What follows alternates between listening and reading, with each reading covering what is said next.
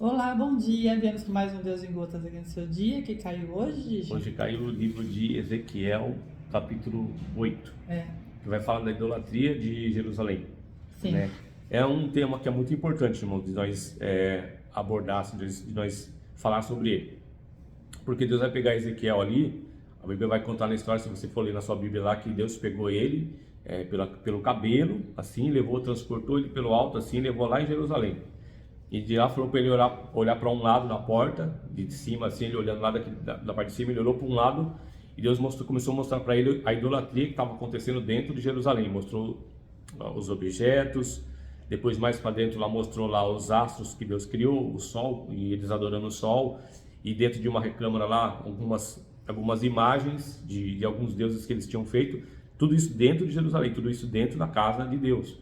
E ali eles estavam prestando seus cultos ali, particularmente no oculto ali, num lugar onde o povo de Israel não vinha, não tinha esse conhecimento, mas as lideranças estavam fazendo isso.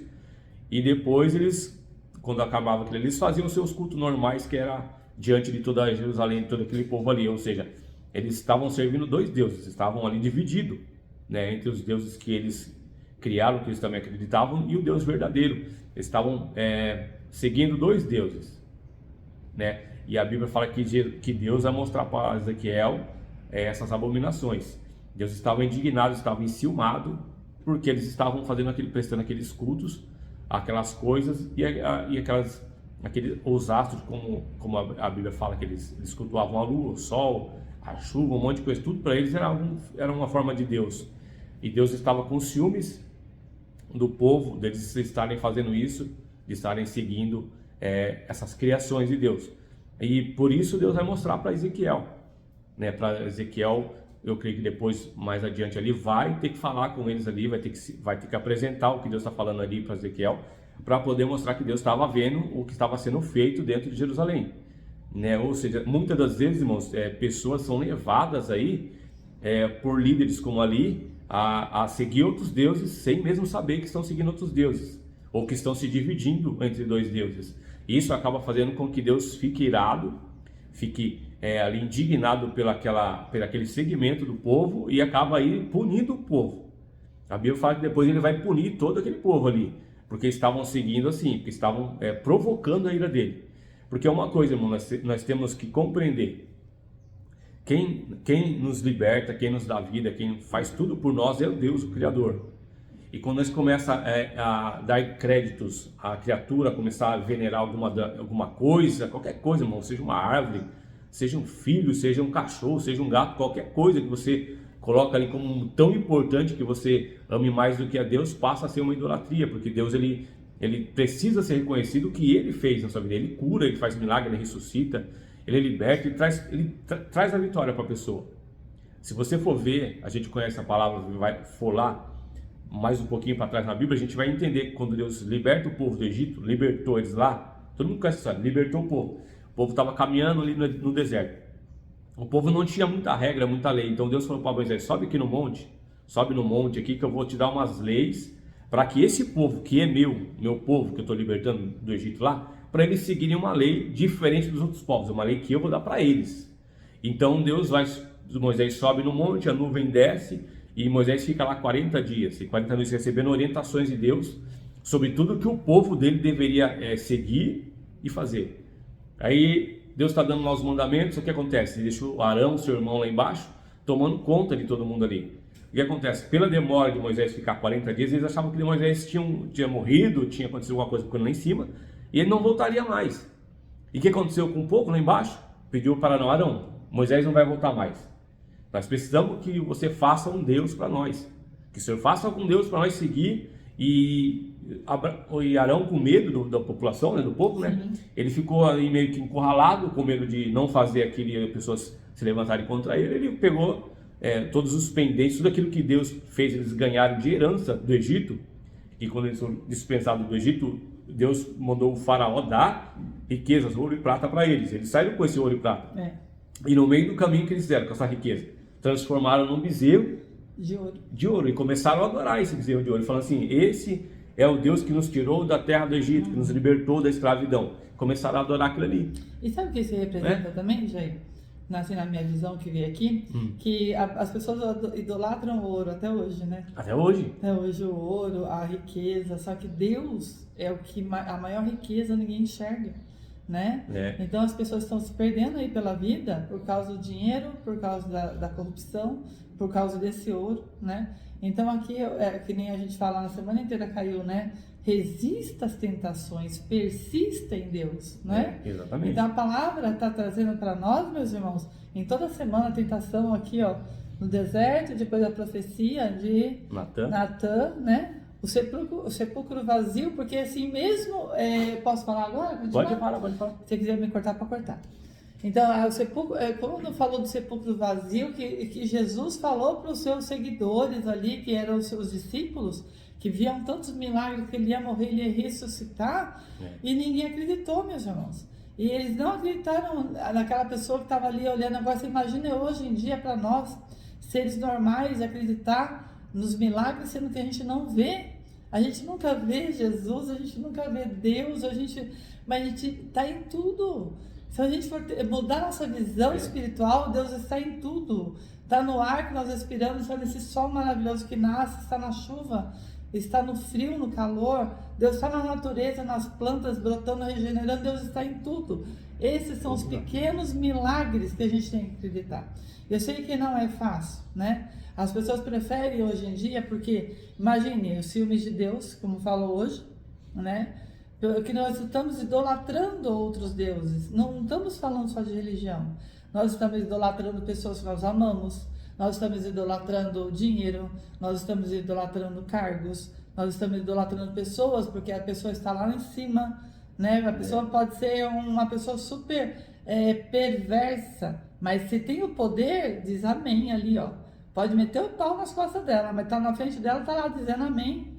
Né? Por quê? Para puxar o saco, para ter um cargo a mais, para ter uma regalia a mais, para ter algo que vai beneficiar ela.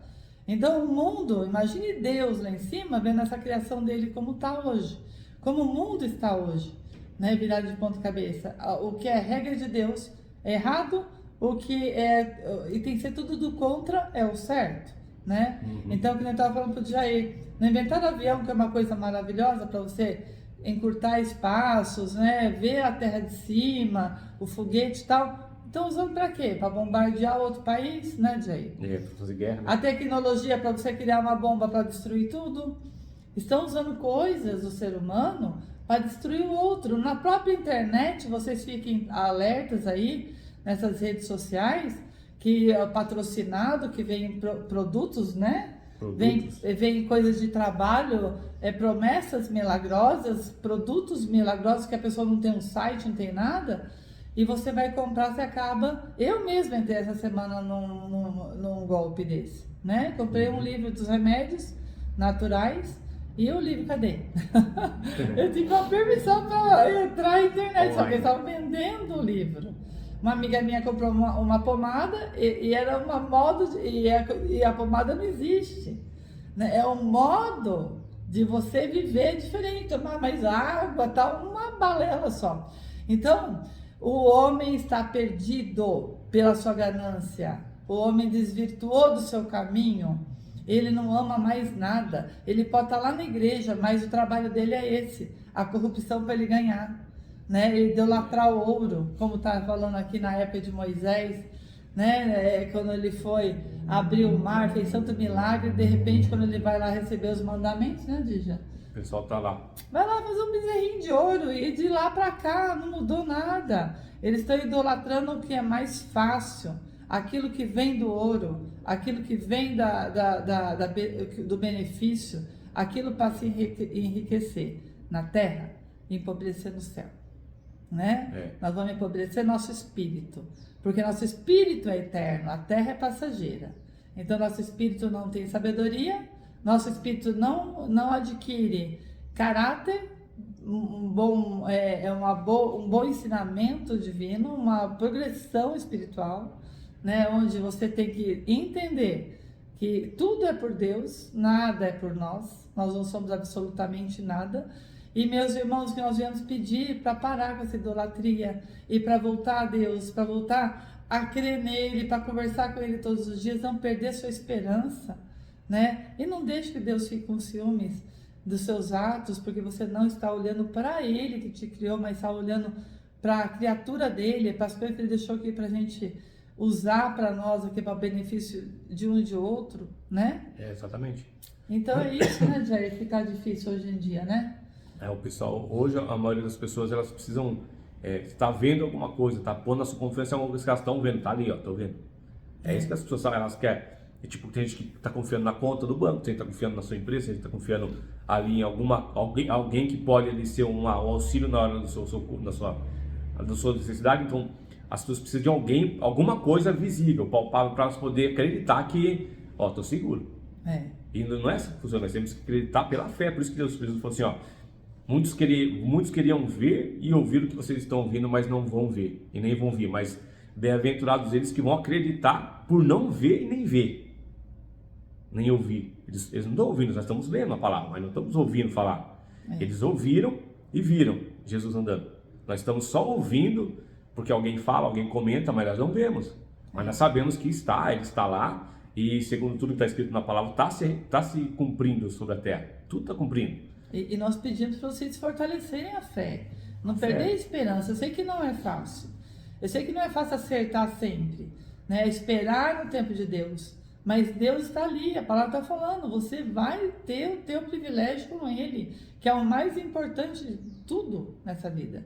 Então nunca perca a fé em Deus, nunca perca o caminho de Deus. Não precisa ser um idólatra aqui também, não precisa, sabe? Mas ter o coração preenchido de bondade, né? E conversar com Deus todos os dias, fazer sua oração, falar, Senhor, entra na minha frente, não deixe que eu erre o caminho, né? Não deixe que eu me emudeça diante das coisas erradas, não deixe que eu seja comparsa de coisas erradas, ou que minha mão ponha a mão em alguma coisa que não seja do Senhor, né? É isso que nós temos que fortalecer em nosso coração. A bondade sempre, por mais que esteja tudo virado de ponta cabeça, firme em sua mente, firme em seu pensamento. Deus quer isso. Deus quer que você vire sua atenção para Ele. Não vá procurar milagres por aqui na terra que não é. Não vai se enganar, hein? O caminho não é esse, o milagre aqui na terra, né, Jair? O caminho é com Ele. É isso que nós viemos pedir para vocês, por mais difícil que esteja a vida, né? Então vamos usar tudo para o bem e vamos nos conectar melhor ainda, o mais forte com o nosso Pai, né? Sim. É isso aí, um bom final de semana para todos vocês, né? Com mais fé, com mais fortalecimento. Que Deus abençoe cada família de vocês aí, vocês. Amém. Tenham todos um ótimo fim de semana e que a paz de Jesus seja com todos vocês. Amém. Hoje o parabéns especial vai para o meu cunhado, Ciano. Né? Que Deus te abençoe, te proteja, te dê muita felicidade. E tenha um ótimo churrasco aí onde você está. Faça um churrasco aí. Grande beijo no coração. Parabéns, né? Até segunda, pessoal, se Deus quiser.